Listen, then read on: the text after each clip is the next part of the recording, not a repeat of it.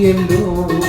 ഏടകളിൽ പാപം ഏതും ചുമക്കുന്ന ഏക കർത്താവിനു സാദരം നാം പാടുമോ.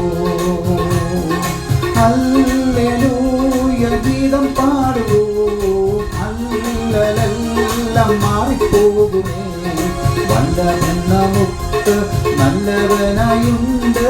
എല്ലാ ദാനങ്ങളും ചെയ്തരുളുമെന്നുണ്ട്. വല്ലവൻ നമുക്ക് നല്ലവനായുണ്ട്.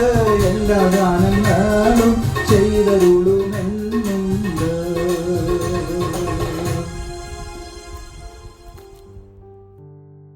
ദൈവനാമത്തിന് മഹത്വമുണ്ടാകട്ടെ. ഇന്നത്തെ പ്രഭാത ധ്യാനത്തിനായി വിശുദ്ധ യോഹന്നാന്റെ സുവിശേഷം 11-ാം അധ്യായം 47 മുതൽ 53 വരെയുള്ള വാക്യങ്ങൾ. ഇന്നത്തെ ചിന്താവിഷയം അടിപ്പിണരാലുള്ള സൗഖ്യം. യേശു ലാസറിനെ ഉയർപ്പിച്ച ശേഷം യഹൂദന്മാരുടെ മതനേതാക്കൾ ഭയപ്പെടുന്നു. അവർ ചിന്തിച്ചത്, ഈ മനുഷ്യൻ കൂടുതൽ അടയാളങ്ങൾ ചെയ്യുന്നു, എല്ലാവരും അവനിൽ വിശ്വസിക്കും എന്നാണ്.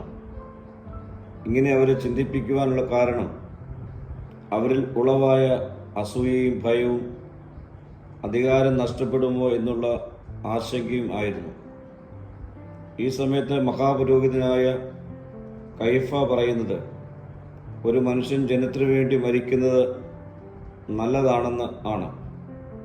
ഇതൊരു രാഷ്ട്രീയ തീരുമാനം പോലെ തോന്നിയെങ്കിലും ദൈവം അതിലൂടെ വലിയൊരു സത്യത്തെ വെളിപ്പെടുത്തുന്നു. യേശുവിൻ്റെ ക്രൂശുമരണമാണ് എല്ലാവർക്കുമുള്ള രക്ഷയുടെ നിദാനം. ക്രിസ്തു ക്രൂശിൽ പാപത്തെ തകർത്തു, രോഗത്തെ വഹിച്ചു, അതിലൂടെ നമുക്ക് സൗഖ്യം പ്രദാനം ചെയ്തു. അവൻ്റെ അടിപ്പിണരാൽ നമുക്ക് സൗഖ്യം ലഭിച്ചുവെന്ന് യെശയ്യാ പ്രവാചകൻ പുസ്തകം 53-ാം അധ്യായം 5-ാം വാക്യത്തിൽ നമ്മെ ഓർമ്മിപ്പിക്കുന്നു. ക്രിസ്തുവിനോടുള്ള ഐക്യവും അവൻ്റെ ത്യാഗത്തോട് നാം ബന്ധപ്പെട്ടു നിൽക്കുകയും അവൻ്റെ ക്രൂശിനോട് ചേരുകയും ചെയ്യുമ്പോഴാണ് അടിപ്പിണരാലുള്ള സൗഖ്യം ലഭ്യമാകുന്നത്.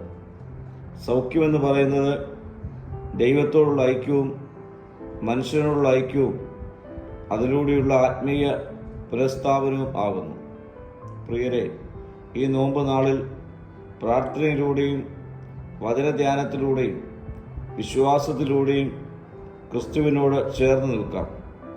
സ്വാർത്ഥത വിട്ടുകളഞ്ഞ് ക്രൂശ് വഹിച്ച് അവൻ്റെ ത്യാഗത്തോട് താതാത്മ്യപ്പെടാം. കുടുംബ സമാധാനത്തിലൂടെ സഭാ ഐക്യത്തിലൂടെ അവനുമായുള്ള ഐക്യം നമുക്ക് നിലനിർത്താം. പ്രാർത്ഥിക്കാം. കർത്താവേ, ക്രൂശിലൂടെ നീ പ്രദാനം ചെയ്ത സൗഖ്യവും ഐക്യവും രക്ഷയും പ്രാപിപ്പാൻ എന്നെ ശക്തീകരിക്കണമേ. മഹത്വം നീ എടുക്കണം. യേശുവിൻ്റെ നാമത്തിൽ തന്നെ. ആമീൻ.